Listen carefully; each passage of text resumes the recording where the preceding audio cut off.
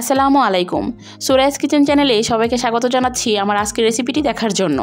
আজকে আমি আপনাদেরকে করে দেখাবো কিভাবে বাসায় কম সময়ে সহজ ভাজে কলিজা সিঙ্গারা বানানো যায়। তো আমি আশা করছি আপনাদের কাছে আমার আজকের রেসিপিটি ভালো লাগবে। ভালো লাগলে একটা লাইক দিয়ে দিবেন। আরও এই ধরনের অনেক রেসিপি পেতে আমার চ্যানেলটি সাবস্ক্রাইব করে পাশে থাকবেন। এখন চলেন মূল রেসিপিতে যাই। এখানে আমি কলিজা সিঙ্গারা বানানোর জন্য 3 কাপের মতো আটা নিয়ে নিয়েছি। আটাগুলোকে আমি ভালোভাবে চেলে নিচ্ছি। এখন স্বাদ মতো লবণ দিয়ে দিব। 1 চামচের মতো ইস্ট দিয়ে দিব। বেকিং পাউডারটা আমি খুবই সামান্য নিয়েছি। এখানে আমি 1/2 চামচের মতো বেকিং পাউডার নিয়েছি। এখন 2 টেবিল চামচের মতো সয়াবিন তেল দিয়ে দিব। আমি সয়াবিন তেলটাই নিয়েছি, আপনারা চাইলে এখানে ঘিও ব্যবহার করতে পারেন। এখন সবগুলোকে ভালোভাবে মিশিয়ে নিব।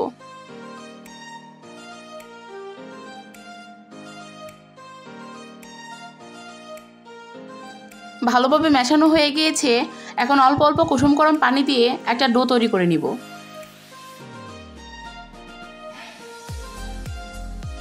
একবারে পানি না দিয়ে অল্প অল্প করে পানি দিয়ে তৈরি করে নিলেই ভালো হয়।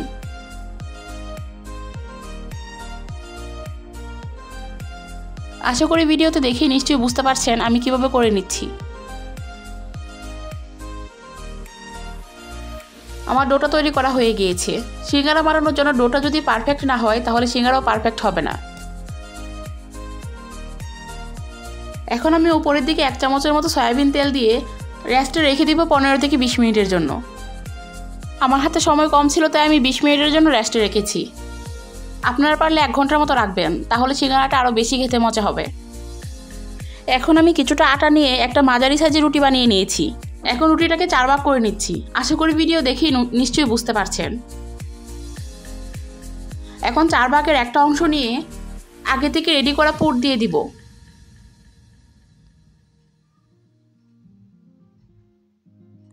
এখন রুটির 2টা অংশ একসাথে লাগিয়ে দিব।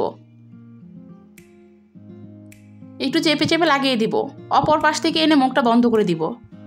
এটা আসলে বলে বোঝাতে পারবো না, আপনারা ভিডিও দেখে বুঝে নেবেন।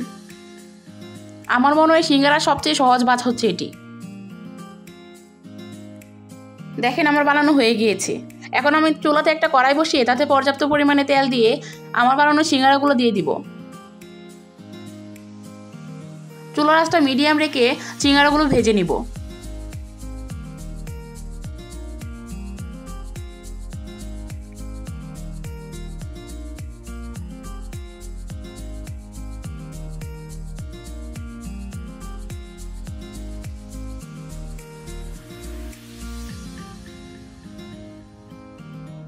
সিঙ্গারাগুলোকে উল্টে পাল্টে ভেজে নিতে হবে, আর একটু সময় নিয়ে ভাজতে হবে যেন ভিতরের ক্রিস্পি থাকে।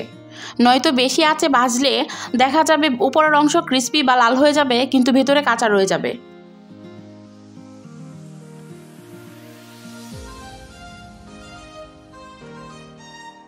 দেখেন আমার সিঙ্গারাগুলো ভাজা হয়ে গিয়েছে, এখন নামিয়ে নিব।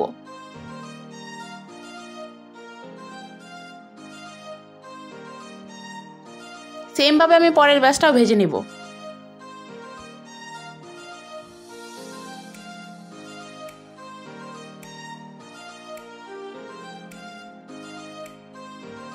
এই সিঙ্গারাগুলো ভাজতে বেশি সময় লাগে না, 4 থেকে 5 মিনিটের মধ্যেই ভাজা হয়ে যায়।